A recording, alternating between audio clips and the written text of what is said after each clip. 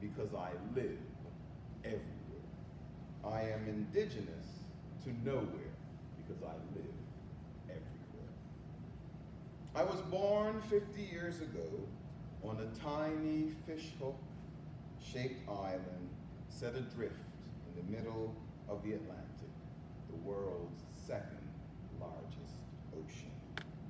My island is a verdant offspring of a cataclysmic volcanic eruption that vomited her nutrient-rich guts several miles into the sky. And then she fell into an eternal sleep for several billion years. That volcano continues her blissful slumber right up to this moment. I call this piece of coral-strewn volcanic rubble my island home. Bermuda, all 22 miles stretched across 9 parishes. At 350 plus years of uninterrupted British rule, my island home is the senior colony of the 14 remaining outposts of a British empire that once ruled 1/4 of the world's population in her Victorian heyday. Bermuda is where I took my first breath and my spastic first steps. Bermuda is where I had my first kiss and where I got my heart broken. Bermuda is where my children were born.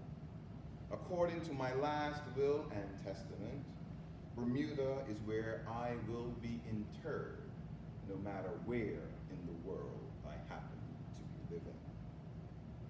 I desire to be buried in the place where my grandparents and my uncles and my father are buried, or so I thought. I was conversing with my brother just last evening, and he casually asked me if I ever was going to come back to Bermuda. I shot back in a nanosecond. Hell no.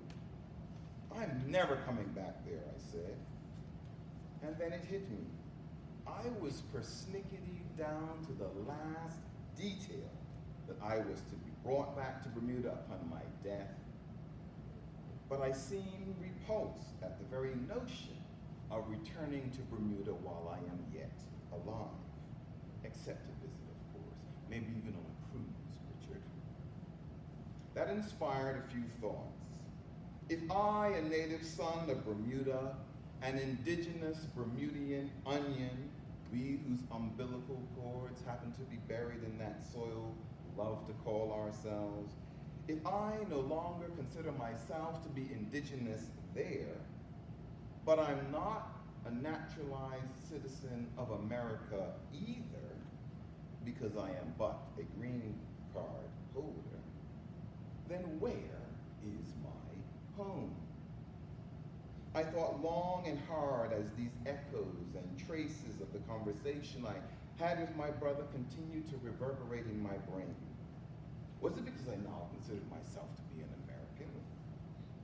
Then why have I continued the tedious and irksome process of renewing my green card every 10 years? Surely citizenship is much easier. Could it be that merely working and living and paying taxes to the American government has nothing to do with whether I consider this space my home? For me, home has always been connected to place, but that has less to do with the realities of where I breathe my first breath or with whom I share a genetic inheritance. It seems like those things are inevitable and arbitrary. I learned that early on, that home is a moving and nomadic experience. When Bermuda erupted in violence and riots and political upheaval in 1977, I discovered that my sense of home became my maternal grandmother's house in Barbados, a house I shared with many cousins, other adults, and a menagerie of cows and calves, goats and kids, sheep and lambs, chicken, ducks, 2 dogs, and 4 cats. I learned that home is what happens when you make meaningful connections with people and animals and insects. That early introduction, my 8-year-old mind let go of any and all ideas that home had anything solid or foundational or even certain to recommend itself. And as I traveled through the Caribbean and Africa and Scotland and North America and Mexico and France and Germany and Seoul, Korea, I discovered that my sense of home expanded beyond petty anomalies like language and culture and real estate and ocean and sea. I discovered that I am indigenous nowhere because I live everywhere. Wherever I am is my home. When I die, I'll be dead.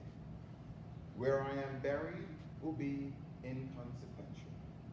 What will be for me significant is how I live wherever I happen to wake up, and whether I experience joy and brought joy to others. That's the only home that has value in my